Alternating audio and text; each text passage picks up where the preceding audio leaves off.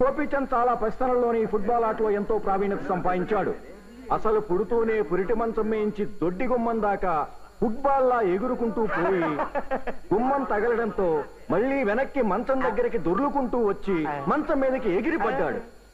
ఉయ్యాల్లో బోర్లా పడుతూనే ఎడంకాలితో తల్లి చేతిలో కాఫీ కప్పుని కడేల్మని తన్నడంతో పురు చూసి కొట్టినట్టు అది వెళ్లి నూతులో పడింది.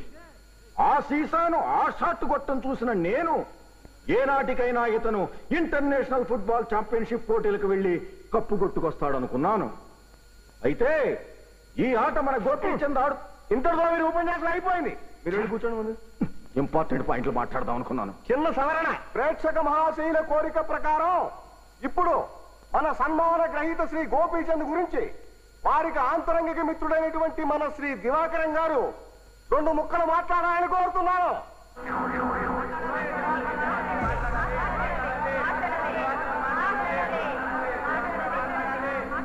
మాట్లాడతారు.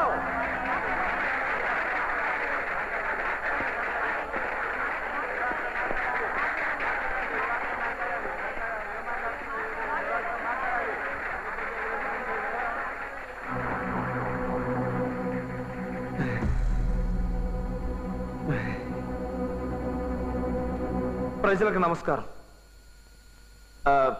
ప్రియమిత్రుడు మా గోపీచంద్కి ఈనాడు సన్మానం జరగటం చాలా గొప్ప విషయం. ఎందుకంటే నాకు తెలుసు ఆటలంటే మాటలు కాదు. ముఖ్యంగా ఆ యొక్క ఫుట్బాల్, ముఖ్యంగా మన గోపీచంద్ ఎంతో చాకచక్యంతో ఎంపైర్కి లంచం ఇచ్చి మందు పార్టీ ఇచ్చి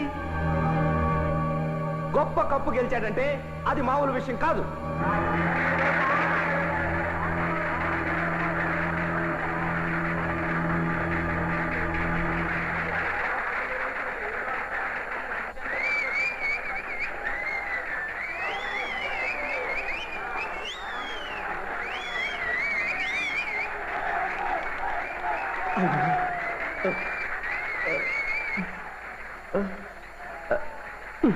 వాడు కప్పులనే కాదు మనుషులైనా సరే కొడతాను అంటే కొడతాడు, చంపుతాను అంటే చంపుతాడు. అంత పట్టుదలైన వాడు నా స్నేహితుడు గోపీచంద్. స్నేహం చేస్తే ప్రాణం ఇస్తాడు, ద్రోహం చేస్తే ప్రాణం తీస్తాడు. ఆ స్నేహం, ఆ సాహసం ఏది చేసినా సరే వాడికి వాడే సాటి. మా వాడు ఆటల్లో శకున్ లాంటి వాడు, ఆవేశంలో అర్జునుడు అంతటి వాడు, మాయ చేసి తప్పించుకోవడంలో శ్రీకృష్ణుడు అంతటి వాడు. ఏ విషయమైనా సరే తన కడుపులోనే దాచుకుంటాడు, ఎంత పేతాసైనా సరే. కడుపులో దాచుకుంటాడో కాళ్ళలో దాచుకుంటాడో మాకేం తెలుసు. శాంపుల్ కో మొక్క చెప్పొచ్చు కదా. ఏం చెప్పలేనా? ఏమో మాకేం తెలుసు. అయితే చెప్తాను, కాసుకోండి. చెప్పు. తన సొంత చెల్లెలు కడుపొస్తే గుప్చిప్ గా మరొకరు తెలియకుండా హాస్పిటల్లో అబార్షన్ చేయించి ఇక్కడ ఎవరికి తెలియకుండా ఎక్కడో రాయగడ సంబంధం చేస్తున్నాడు. ఇది కడుపులో దాచుకోవడం కాదా? మాయ చేసి తప్పించుకోవడంలో కృష్ణుడంతటి వాడంటే ఏమిటో మరి. అవును, శాంపుల్ కో ముక్క చెప్తే బాగుంటది. అబ్బా, ఎవరండి ఈ జనం? పెద్దానికి శాంపుల్ ముక్క చెప్పని చంపేస్తారు. ఏం చెప్పలేనంటారా?